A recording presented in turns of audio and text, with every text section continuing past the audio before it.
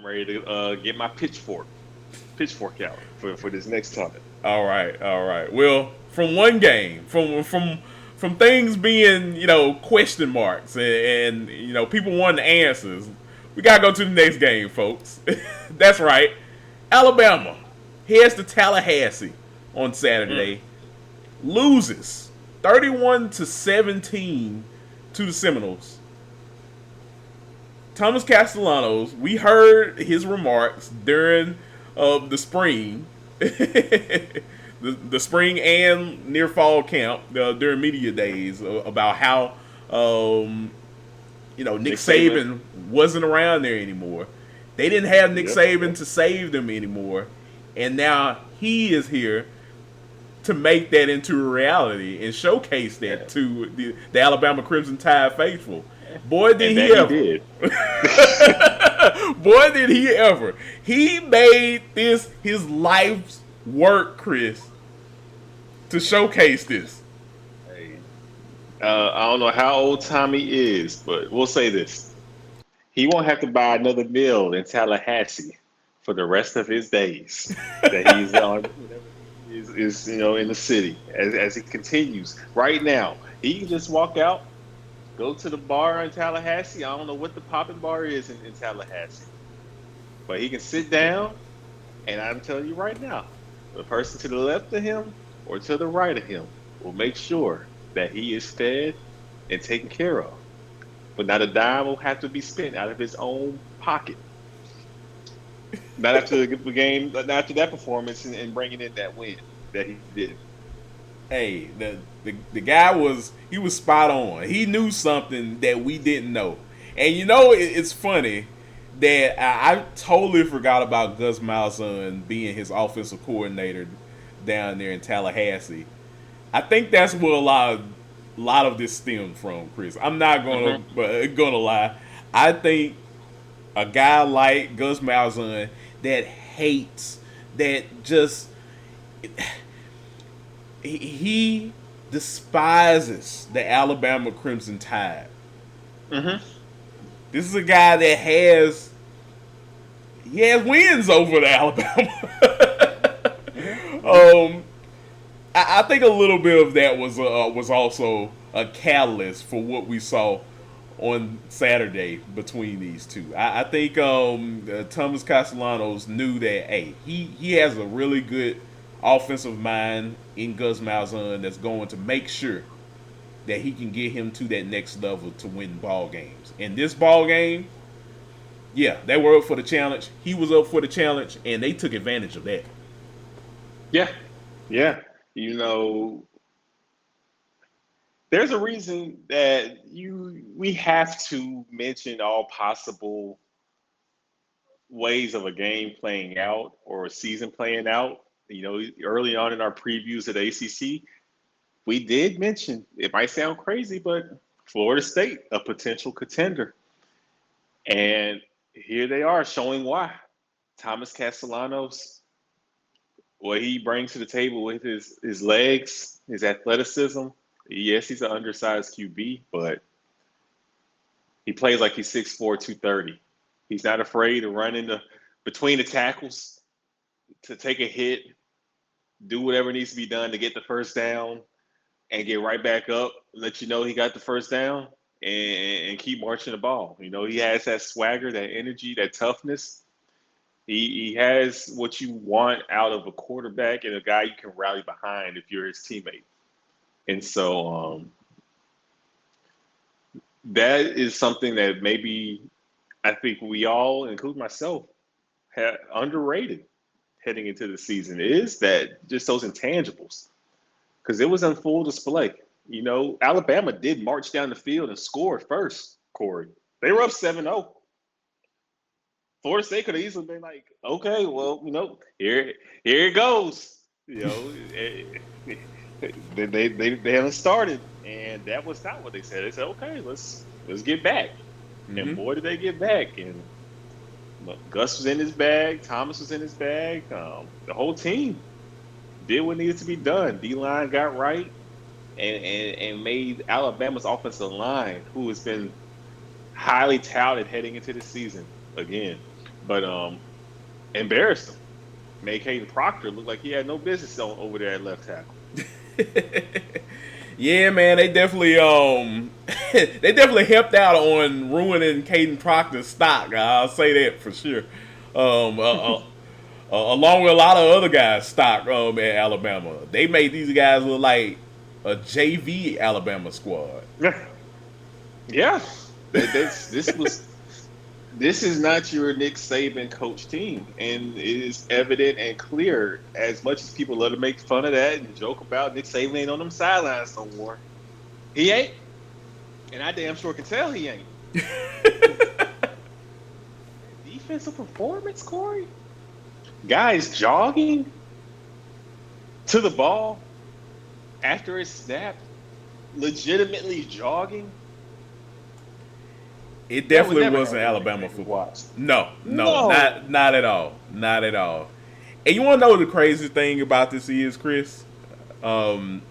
It's the whole thing about, people have been talking about ice cream truck, blasting music at practice, all of this stuff. And I even had to do some digging and seeing how all of this has been playing out in terms of the culture at Alabama. Because even Nick Saban has went out on record, Chris, and talking about the culture has changed from what he established there.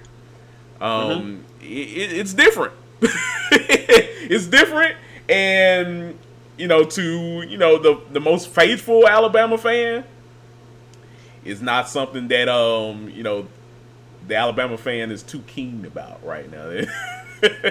No, so not. I don't know, man. I'm right there with you. I mean, we could break this down from a bigger picture standpoint, Kory.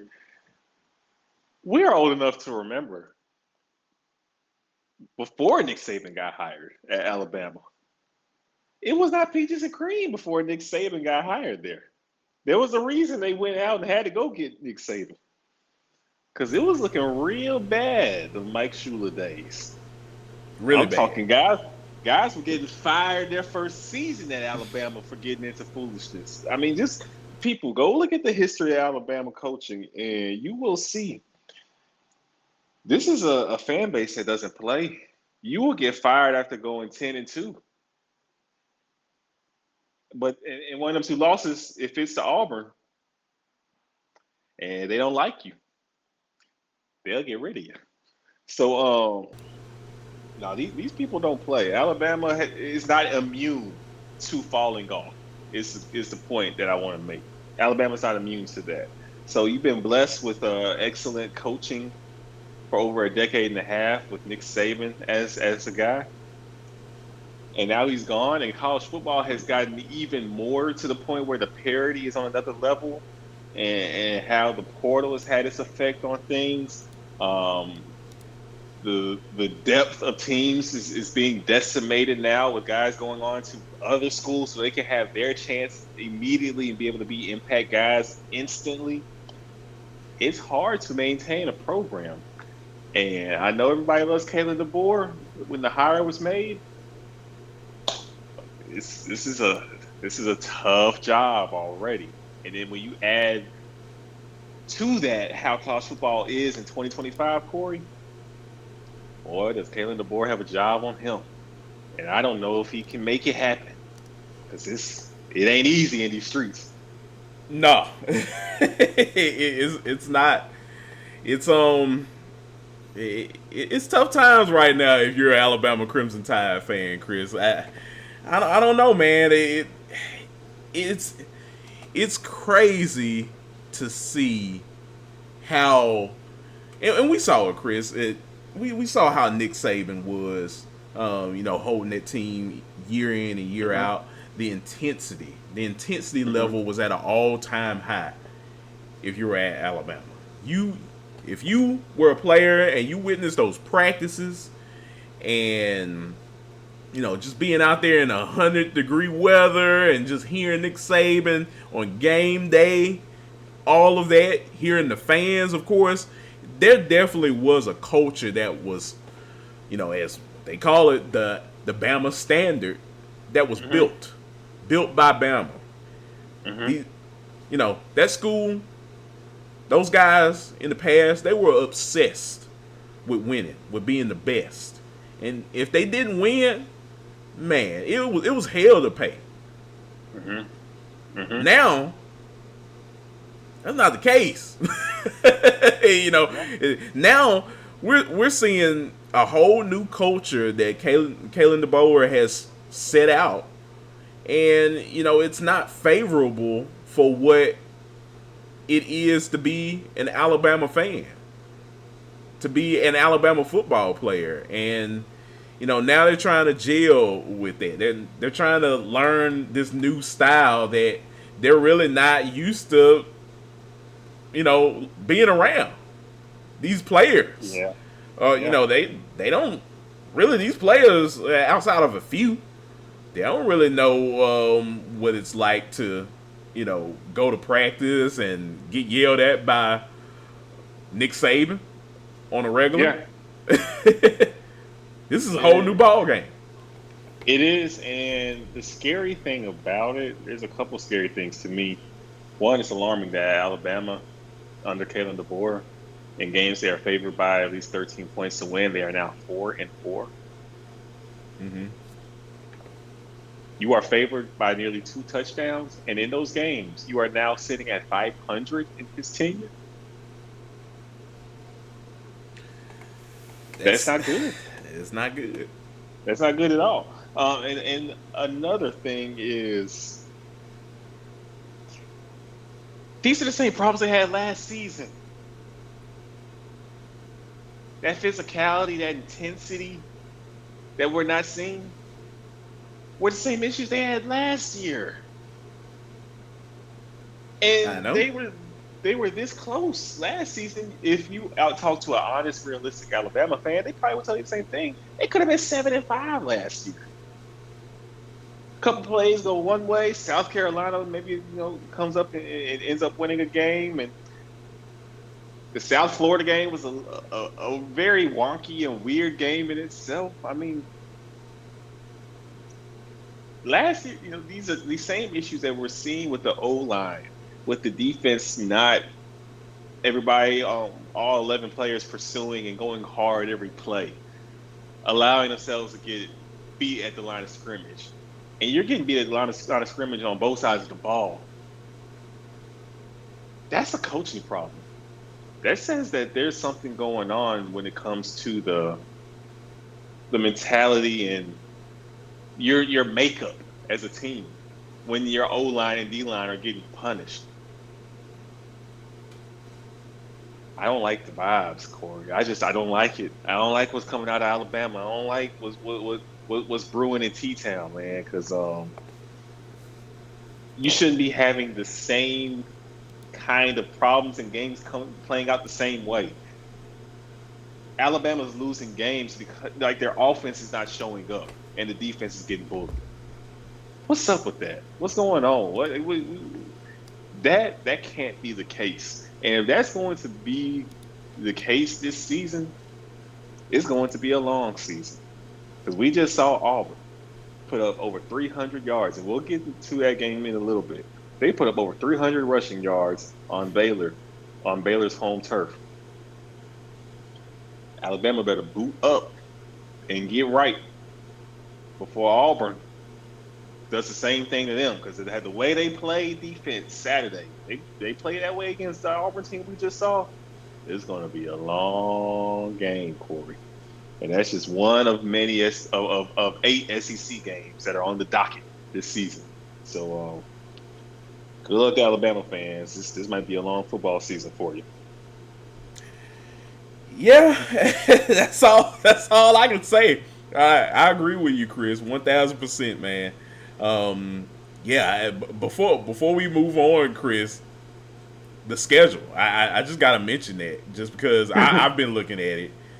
Man, this after losing against Florida State, the schedule doesn't look that much in your favor anymore if you're an Alabama fan. Mm-hmm. You play UL Monroe next Saturday, you'll win that. I'm starting to hear people saying how we're going to beat UL Monroe. Like, come on, stop. You'll win 65-0. It'll be easy. Right, right. But the following week, Wisconsin comes to T-Town. I mean, they had a near miss with their quarterback. Who's to say that Wisconsin doesn't play well in this game? If Wisconsin ends up beating you or getting close to beating you, at this point, by the time, going 6-6, September 27th at Georgia, man, you're staring 1-3 in the face at that point. Literally, I'm not even joking. 2-2 possibly. You could be 2-2 heading into October. Yeah, 1-3 or 2-2. Yeah, like you trying to be a 3 or 4 loss team trying to make it to the playoffs? Don't think it's gonna happen, Jack. Yeah, and then who else do they have in SEC play? Oh, it gets worse, Chris. I mean, you got to play Vanderbilt October the 4th. We saw what happened with them playing Vanderbilt last year. Diego Pavia was having fun. He was this guy was just running all around him like the road runner. At Missouri, October the 11th. And Missouri doesn't look bad. Bo looked good. Yeah. Bo looked good at QB there. And he can run too. He can run. Look, he told Drew Allard, he said, look, I'm gonna sit this one out. I'm gonna go somewhere else, all right? Don't let this man play you, Alabama. And next thing you know, Bo Perula is like, hey, look, Diego Pavia last season, he had, a record-setting day, became a superstar at Vandy. I became a superstar at Missouri by beating Alabama as well. Like, don't allow these quarterbacks to start, throwing their weight on you. Yeah. Which I'm just gonna lie. I'm not gonna lie, folks. I'm gonna go ahead and say it. It looks like it may happen. You may be in a world of trouble with your defense there when going up against some of these other teams out here. I haven't even talked about LSU. We're going to go into that in a little bit. Tennessee at South Carolina later this year.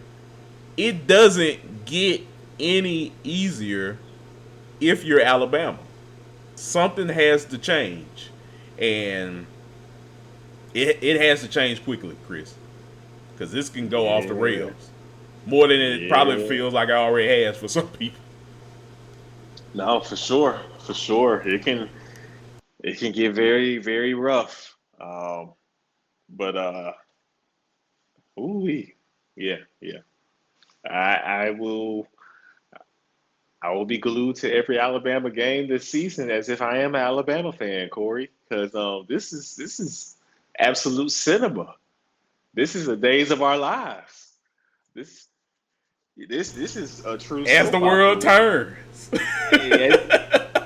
What's playing out in front of our eyes is just theater. It gets as the drama builds in T-Town. College football just gets to be that much more crazier, and nothing more entertaining as a Mississippi State alumnus who has gone through several downs as in rooting for our Bulldogs.